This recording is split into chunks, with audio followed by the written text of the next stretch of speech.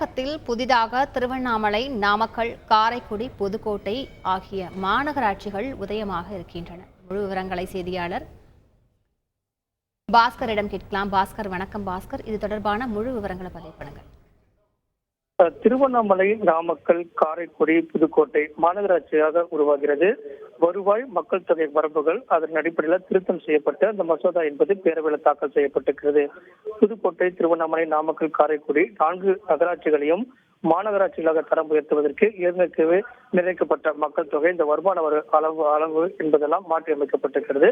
அந்த வகையில பார்க்கும்போது 4 நகராட்சிகளையும் மாநகராட்சிகளாக தரம் உயர்த்துவதற்கான நகர்ப்புற உள்ளாட்சி திருத்த சட்ட மசோதா தாக்கல் செய்யப்பட்டது.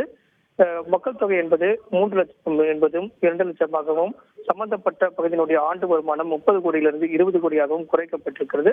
இதன் மூலமாக அந்த 4 நகராட்சிகளும் மாநகராட்சிகளாக மாற்றுவதற்குண்டான சட்ட மசோதா என்பது பேரவையில் தாக்கல் செய்யப்பட்டு நிறைவேற்றப்பட்டுள்ளது. விவரங்களுக்கு நன்றி பாஸ்கர். செய்திகளை உடனுக்குடன் தெரிந்து கொள்ள உடனே சப்ஸ்கிரைப் பண்ணுங்க.